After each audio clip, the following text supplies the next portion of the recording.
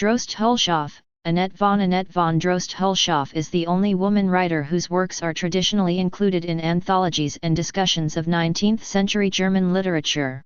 Critics have generally stressed her conservative background and interpreted her writings as documents of her retreat to a private realm of religion, nature, or the supernatural. More recently, however, they have examined more carefully what she called her Zeitbilder. These works, written during the 1840s, indicated an acute awareness of the social and political changes in the period leading up to the 1848 revolution and challenged traditional interpretations of her life and work.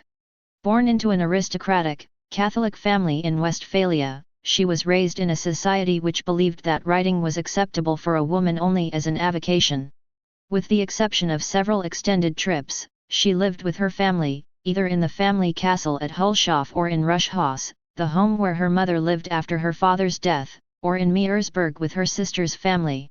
She never married, had few friends who shared her interests, was often sick, and sometimes did not write for years at a time.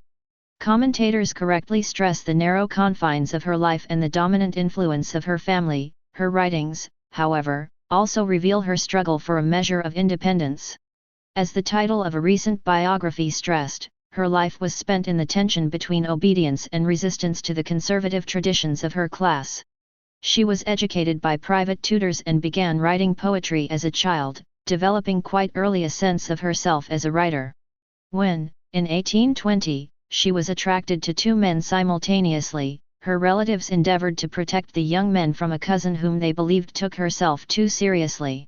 The ensuing trauma increased her isolation and fueled her ambition to write religious poems. She did not publish the collection in her lifetime, presumably because she knew that their revelation of her own religious struggles would embarrass her family. Only after her 40th birthday, and then only with the help of friends and after having obtained her mother's approval, did she begin to publish her writings. In 1837 she met the 23-year-old Levin Schuking. For the rest of her life she loved this much younger man, but tried to hide her love behind a self-described maternal concern about his life. He, in turn, supported her literary ambitions and helped her receive a degree of fame in her own lifetime. In 1841 she arranged for Schuking to work as a private secretary to her brother-in-law in Meersburg and spent the 6 happiest months of her life there in his company. Many of her best-known poems were written during this interlude. After his marriage to another woman in 1843 her health declined, and she wrote nothing during the last 2 years of her life. In addition to her poetry, first published in 1838 and in a more complete collection in 1844, she also wrote the Novella Die Judenbuche in 1842, widely regarded as a masterpiece of German realism.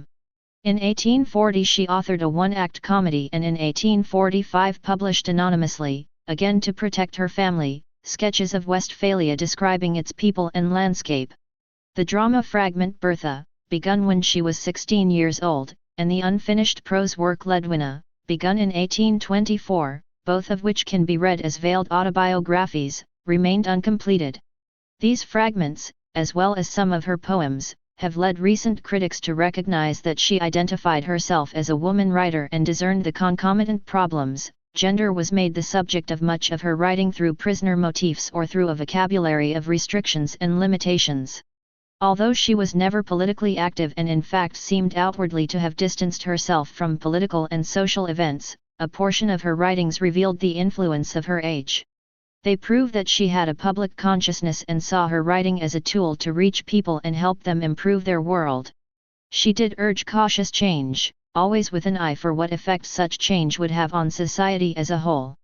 These writings reveal her sense of being a part of a larger world and clearly distance her from the political and social goals of her class. In her few explicitly political poems, she warned against heedless action.